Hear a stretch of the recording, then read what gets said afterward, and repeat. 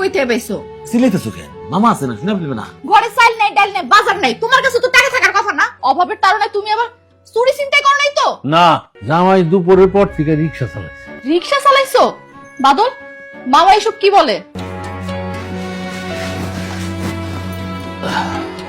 কি হয়েছে তোমার? সারাদিন তুমি কই আছিলা?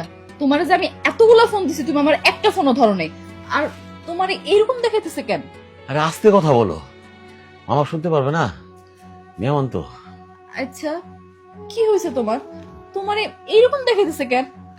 আসলে এই যে একটু পরিশ্রম করছি তো, তাই মনে হয় এরকম দেখাইতেছে। এত চিন্তা করো না তো। আচ্ছা, এই যে কিছু টাকাটা রাখো। টাকা? টাকা পেলে কই থেকে? পাইছি আর কি। আগে ক টাকা কইতে পাইছো? সিলাইতেছো কেন? মামা আছে না, শুনে ফেলবে না? ঘরে চাল নাই, ডাল নাই, বাজার নাই, তোমার কাছে তো টাকা থাকার কথা না? অভাবের তাড়নায় তুমি আবার চুরি চিন্তাই করো নাই তো? না, বাদল কোনো চুরি চিন্তাই করে নাই। তুমি সবকিছু শুনে ফেলাইছো? কি করব, কানে তো তুলা দিয়া থাকতে পারি না। এক ঘরে আসি, শুনে ফেলেছি। না মামা, মানে হয়েছে কি, আমি আপনার সাথে একটা মিথ্যা কথা বলছিলাম। আমি বলছিলাম না যে আমি ছুটিতে আসছি। আসলে আমি ছুটিতে আসি নাই, আমার চাকরিটা চলে গেছে, তাই সংসার একটু অভাব অনটন চলতেছে। জামাই, এই কয়দিনে আমি সব বুঝে গেছি। কি কইলা মামা? আমি তো তোমার খাওয়া দাওয়া, আদর যত্ন, আপ্যায়নের কোনো কিছু কমতি রাখি নাই, তাহলে তুমি বুঝলা কেমনে সবকিছু? মামা ডাকলেও আমি তো বাপ, বাপেরা সন্তানের সব কিছু বুঝতে পারে। তোরা এই কয়দিন অনেক কষ্ট করে যে আমার আপ্যায়নের ব্যবস্থা করছ, সেইটা আমি বুঝে গেছি। তোরা নিজেরা না খেয়ে যে আমার খাওয়াইছ, সেইটাও আমি টের পেয়েছি। মামা, আমার একটা ছোট চাকরি হয়েছে, ওই দৈনিক বেতনের চাকরি, আর কোনো সমস্যা নাই। দৈনিক কম করে হইলেও আমি 3 থেকে 500 টাকা পাবো। আপনি যতদিন ইচ্ছা ততদিন আমার কাছে থাকতে পারবেন। থাকতে আসি নিয়ে যাও, আসছি একটা কাজে। সে যদি আমারে কইছে তুমি খুব সৎ ভালো ছেলে, কিন্তু তুমি তো মিথ্যা কথা কইছো। সে যদি জামাই জামাই দুপুরের পর থেকে রিক্সা চালাইছে। রিক্সা চালাইছো? বাদল, মামা এসব কি বলে? মামা, আপনি কিভাবে জানলেন? তোমাকে উপজেলায় ওই যে নিয়াজ মুন্সির গ্যারেজ আছে না, ওই নিয়াজ মুন্সি আমার পরিচিত। মানে আমাগো এলাকায় তার শ্বশুর বাড়ি। আমি তার লাগে দেখা করতে গেছি, তো দূর থেকে আমি খেয়াল করলাম তোমারে। আমি দেখলাম নিয়াজ মুন্সির লোক কথাবার্তা বইলা তুমি একটা রিক্সা নিয়ে বাইর হয়ে গেল। তারপরে এই কয়দিন আমি কি বসে রয়েছি, আমি তোমাকে পুরো এলাকা ঘুরছি, জনে জনে জিজ্ঞেস করছি তোমরা কেমন আছো। খোঁজ নিয়ে জানলাম তোমরা ভালো নাই, তোমাকে অভাবে সংসার, দোকানদারে 2775 টাকা পাই। এলাকার আত্মীয় স্বজন পরিচিত সবার কাছে তোমরা দান দেন না জর্জরিত। আসলে মামা, আমি ঢাকায় যে চাকরিটা করতাম না, চাকরিটা হঠাৎ করে চলে গেছে। মালিক মোটা অঙ্কের ব্যাংক থেকে লোন নিয়েছিল, শোধ করতে না পাইরা দেশ ছেড়ে চলে গেছে। তো প্রতিষ্ঠান বন্ধ হয়ে গেছে, ছাঁটাই হয়ে গেছে, আমার চাকরিটা চলে গেছে। এর মধ্যে 3 মাসের বেতন আমি পাই নাই, ওটার উদ্ধার করতে পারি নাই। তো গ্রামে আসছি, এসে অনেক চেষ্টা করছি কাজে করবে, কিন্তু এখনো কিছু করতে পারি নাই, কাজকর্ম পাই নাই।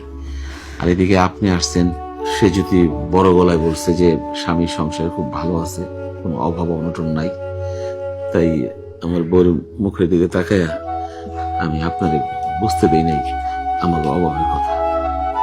আর এইদিকে আমি ভাবছি, আমি যদি তোমারে কিছু কই তাহলে তো তুমি উল্টা পাল্টা মনে করবা যে তোমার তাড়ানোর জন্য এসব আমি কইতেছি। এর জন্য আমি তোমার কোনো কিছু কইনি। বলছিলাম না একটা কাজে আসছি। এই যে, এই খামের ভিতরে 5 লাখ টাকার চেক আছে। এই টাকাটা দিয়ে তুমি ব্যবসা বাণিজ্য করো, তুমি সৎ ছেলে, তুমি উন্নতি করতে পারবা। আমার খুব ভালো লাগছে একটা জিনিস, এত অভাব অনটন কষ্ট যন্ত্রণা সব সহ্য কইরা তুমি চুরি চিন্তাই করো নাই। তুমি সততার সঙ্গে রিক্সা চালাইছো, আমি খুব খুশি হয়েছি বাবা, খুব খুশি হয়েছি। কিন্তু মামা, আমি তো এইভাবে আপনার কাছ থেকে টাকা নিতে পারি না। আমি রিক্সা চালাইতেছি, একদিন ঠিকই উন্নত করে ফেলবো, আর আশা করতেছি কয়দিনের মধ্যে আমার একটা চাকরি হয়ে যাবে।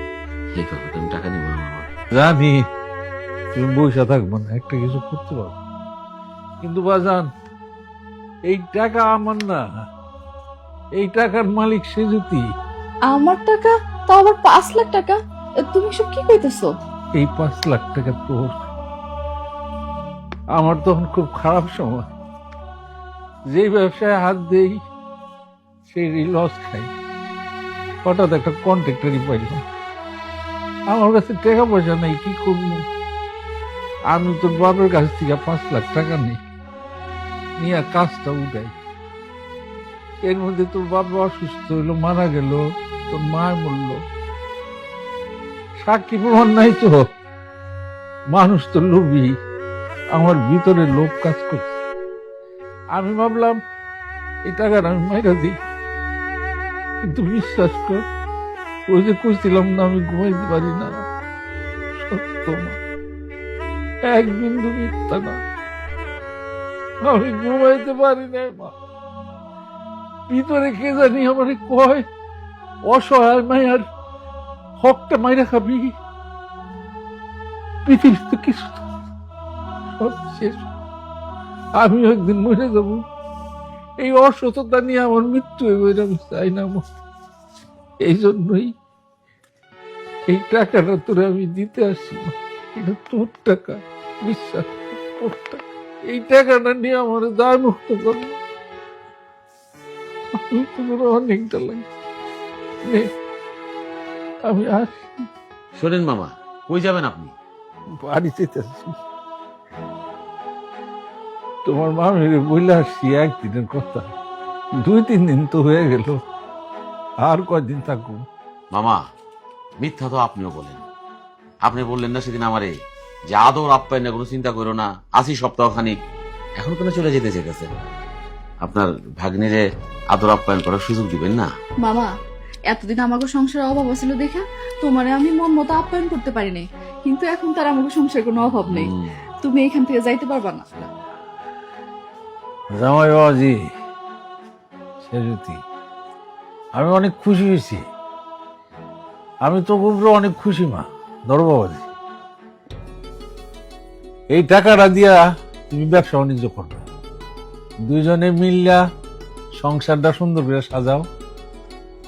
আমি তোমার মামিকে নিয়ে আইসা 1 মাস বেড়ে যাব। কোনো কাজের ব্যবস্থা করতে পারলা?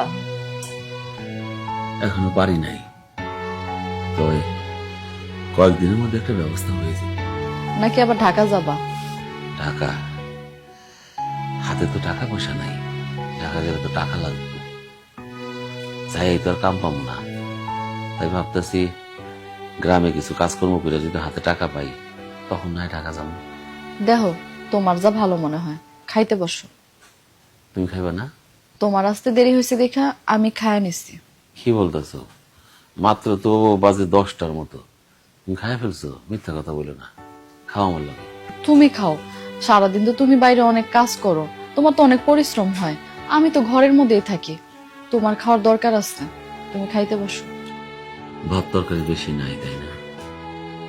আছে, যতটুকু আছে তোমার হয়ে যাইব।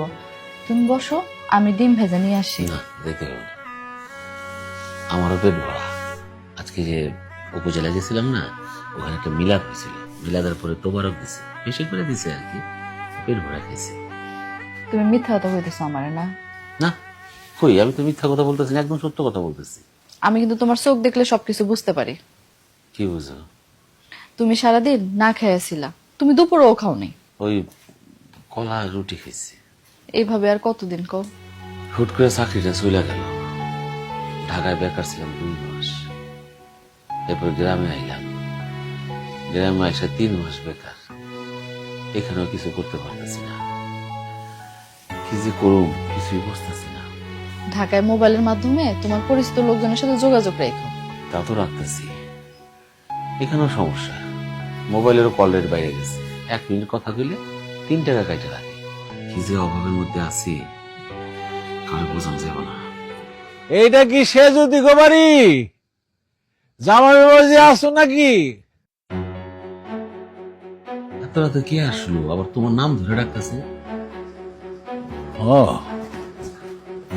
লোকজন যেরকম কইছে বাড়িটা তো ওইরকম। সে যদি এটা কি সে যদি গোবারি? সে যদি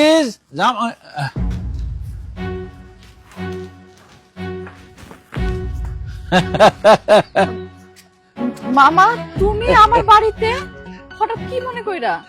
চলে আসলাম তোরে দেখার জন্য মনটাকে অস্থির হয়ে গেছিল, আর থাকতে পারলাম না। কিন্তু তুমি তো আমার লগে যোগাযোগ করা বন্ধ করে দিছিলা, তাইলে আজকে হঠাৎ করে কেন আসলা? শুইলে ঘুমাইতে পারি না, স্বপ্নে খালি তোরে দেখি। আমার এত ডুব বাগনি না জানে পলায়া বিয়া কইরা কেমন আছে দেখার লিগা মনটা খালি ছটফট ছটফট করতেছে। তুই পালাইয়া নিজে নিজে বিয়া করছিস দেখা খুব অভিমান হয়েছে, এই জন্য দেখা করি না। এখন চিন্তা করে দেখলাম যে তোরা ছোট মানুষ ভুল করতে পারস, আমাগো মুরব্বিগত ভুল মানায় না, এই জন্য চলে আইছি। মা না পালায় কোনো উপায় আছে? তুমি কার লগে আমার বিয়ে ঠিক করছিলা মনে নাই? একটা বুইরা বেটার লগে, তা আবার তোমার বন্ধুর বয়সী। আমার সাথে কি ওইরকম একটা বুড়ারে যায় মানায়? আমি তো এই বিয়েতে রাজি ছিলাম না। আমি মামির আর তোমার অনেকবার করে বুঝাই কইছি যে আমি এই বিয়ে করতে পারবো না। তোমার টাকা পয়সার জন্য ওই জোর করে ওই বুড়ার লগে আমার বিয়ে দিতে চাইছিলা, এই জন্যই তো আমি বাদলের সাথে পালায়া বিয়ে করছি। ও আচ্ছা, জামাই বাবাজির নাম কি বাদল নাকি? তো কেমন আছো? আসসালামু আলাইকুম। জি ওয়ালাইকুম। ভালো আছি। তা আপনি কেমন আছেন? শরীর স্বাস্থ্য আপনার ভালো আছে? শরীর ভালো আছে কিন্তু মনটা ভালো নাই বাবাজি। গত এক সপ্তাহ ধইরা সেজুদিরে স্বপ্ন দেখতেছি আমার এত আদরের ভাগ্নি এই টেকালা জামাই বাদ দিয়া পলায়া যে বিয়া করলো, কি সুখে আছে দেখার জন্য মন করে অস্থির হয়ে গেছে। তোমার ভাগ্নি ভালোই আছে, সুখে আছে, সুখের কোনো অভাব নেই। সুখে থাকেনি তো চাই, কিন্তু টাকা পয়সার কি পরিস্থিতি? টাকা পয়সার তো কোনো অভাব নেই, আমার এই সংসারে কোনো কিছুরই অভাব নেই। বাহ, খুব খুশি হয়েছি। এই সংবাদের চাইতে আনন্দের আর কিছু হইতে পারে না। মা তো বাড়ি এইটাই, রুম কয়টা? আমি কোন রুমে ঘুমাবো? মানুষ আমরা দুইজন, আমাকে তো এত বড় ঘরের দরকার নেই। আর তাছাড়া আমরা কি বড় বাড়ি দিয়ে ফুটবল খেলামো নাকি? মামা আপনি চিন্তা করেন না যে আপনি পাশের ঘরে ঘুমাইবেন। এই এই মামার পাশের ঘরে নিয়ে যাও, আর নতুন একটা কিন্তু চাদর পাইরা দিবা, ঠিক আছে? তো রাতকা খাওয়ান দাওয়ানের কি ব্যবস্থা করছে? না মানে মামা, তুমি তো হঠাৎ করে বাড়িতে চলে আইছো, আর রাত্রে তেমন কিছু রান্না করা হয়নি। অসুবিধা নাই, যা রান্না আছে এইটি খাইব। কালকা দুপুর বেলা পোলাও মাংস রান্না করবি, সমস্যা নেই। আমি তো আছি। এই 4টার সময় রওনা দিছি, তারপর তো গ্রামে ঢুকনের পর 3 ঘন্টা ধরে খালি তোকে বাড়ি খুঁজছি, তারপর এখানে আসছি। জামাই বাবাজির নাম তো আমি জানি না, আর তোর নাম করলে কেউ চিনেও না। তা কি মুসিবতে যে পড়ছিলাম। যাই, খুব টায়ার্ড হয়ে গেছি। তুই একটু খাওয়ান দাওয়ানোর ব্যবস্থা কর, আমি যাইয়া একটু রেস্ট নেই। দেই বাবাজি। আল্লাহ রে, ও আজকে আজকে জানটা শেষ। তোমার কেমন মামা? কেমন মামা আবার? আপন মামা। আমার মা বাবা মারা যাওয়ার পর থেকে তো এই মামার বাড়িতে আমি বড় হয়েছি। আপন মামা? তাই তো যত্ন আত্মি করতে হয়। বাসায় কিছু আছে খাবার দাবার? ঘরে তো শুধু ভাত আছে, তাও আবার একজনের, যেটা তোমার জন্য আমি রাখছিলাম। আমার এনে চিন্তা করুন, আমি দোকানে যেতেছি, দেখি রুটি আর কলা পাই কিনা। আমি রুটি কলা খাই ঘুমাই যাবো, আর মামার জন্য একটু ডিম ভাজো, আর আলু ভর্তা টর্তা দিয়ে কোনভাবে আজকে রাত্রে পার করো। না মানে আজকের রাতটা না হয় পার করলাম, কিন্তু কালকে তো মামার পোলাও মাংস রান্না করে খাওয়াইতে হবে, তখন কি করবো? তাই তো। তোমাকে বিবাহ হয়েছে 6 মাস, এখনো ঢাকায় বাসা নাও নাকি? মামা চাইলে তো আর ঢাকায় বাসা ভাড়া নেওয়া যায় না, বিশেষ করে ছোট পরিবারের জন্য 1-2 রুমের বাসা পাওয়া খুবই মুশকিল। আরে জামাই, বুদ্ধি খাটায় কাজ করো, পরিবারটা একটু বড় করো, তাইলে চলে যাবে। বুঝলাম না মামা। না বোঝনের কি আছে, বলছি ছেলে সন্তান নাও। মামা মাত্রই তো বিয়া করলাম, আরো কিছুদিন যাক তারপর না। এই যে তোমাকে বয়সী পোলাপানের বুঝছো না, এই হলো একটা ভুল ধারণা। বিয়া কইরে একটা ফ্যামিলি প্ল্যান করে ফেলেছে। তুই যে বিয়া করছিস বেটা, এইটাই তো বড় প্ল্যান। না মামা, হচ্ছে কি আমার বেতনটা তো কম, বেতনটা বাড়ুক, আর এর মধ্যে যদি আমি বাচ্চা কাছে নিয়ে নিই তাহলে তো খরচ বাইরে যাইব। বাচ্চারে লালন পালন করা, লেখাপড়া করানো, সংসার চালানো, সব মিলে আমি বিপদে পড়ে যাবো। তাই ভাবতেছি আর কি পরে। এই যে এইটাও তোমাকে একটা ভুল ধারণা। মুখ যিনি দিচ্ছে না হাত তিনি দিবে, যে আসবে সে তার রিজিক সাথে করে নিয়ে আসবে। তোমার আমার চিন্তার কিছু নাই। সবই বুঝছি মামা, কিন্তু আপনার ভাগ্নে একটু সময় নিচ্ছে। আপনি যে কথাগুলো বলছেন সবগুলা কথার যুক্তি আছে, সব কথা আমি মানলাম। কিন্তু মামা, যে মা হবে, যে বাচ্চাটারে 10 মাস 10 দিন এই গর্ভে ধারণ করবে, তার মতটাই তো আগে নেওয়া উচিত, তাই না? সন্তান তো আর আমি ধারণ করুম না, সন্তান ধারণ করব সে যদি। তাই তার মানসিক ও শারীরিক পরিপক্কতা দরকার। সে যখন নিজের প্রস্তুত মনে করব তখনই সে বাচ্চা নেবে। আজব একটা সমাজে বাস করি মামা, যখন মেয়েরা বড় হয় তখন চারিদিক থেকে বলতে থাকে মেয়েরে বিয়া দাও, বিয়া দাও, বিয়া দাও, কেন তার বিয়া হয় না? আর যখন বিয়া দেওয়া হয় আবার সবাই বলতে থাকে বাচ্চা নেয় না কেন, বাচ্চা নেয় না কেন, তার কি সমস্যা, তার কি হয়েছে, সে কি বাজা। মামা, সংসারটা আমাদের মতো করে সংসারটারে গুছাইতে দেন।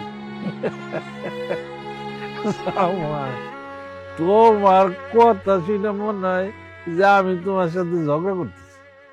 আমি তোমার সঙ্গে কোনো তর্কাতর্কি করতেছি না, এমনি মনেতে ভালোবাসে বলছি। তুমি কি আবার আমার কথা মাইন্ড করছো নাকি? না মামা, আমি মাইন্ড করি নাই। মামা, আপনি যদি কিছু মনে না করতেন তাইলে আমি আপনার একটা কথা জিজ্ঞেস করতাম। কি কথা জিজ্ঞেস করার অসুবিধা কি? মামা, আপনার প্ল্যানটা কি? সরম দিতেছ। আমি বয়স্ক মানুষ, আমার বিবাহের বয়স কত বছর হয়ে গেছে, এখন আর কি পেলাম থাকবে? না না মামা, না, মানে আমি বলতেছি যে মানে এই বাড়িতে থাকার প্ল্যানটা আপনার কি, মানে কবে যাবেন? আরে জামাই, আমি যাইতাছি না, আমি আরো 7 দিন আছি। বুঝছি তো, তুমি চিন্তা করতেছ মামা যদি হুট করে চলে যায় তাহলে কেমন হইল, মন মতো আপ্যায়ন করতে পারলাম না। কোনো সমস্যা নাই, যে কয়দিন আছি তুমি পরাণ বইরা আপ্যায়ন করো। এই হাঁসের মাংস খামু, নদীর পাঙ্গাস খাইমু, তারপরে তোমার খাসির গোস্ত দিয়া খিচুড়ি খাইমু। আর আমার মায়ের যে সুন্দর করে পিঠা পান না, খালি আসি, কোন সমস্যা না।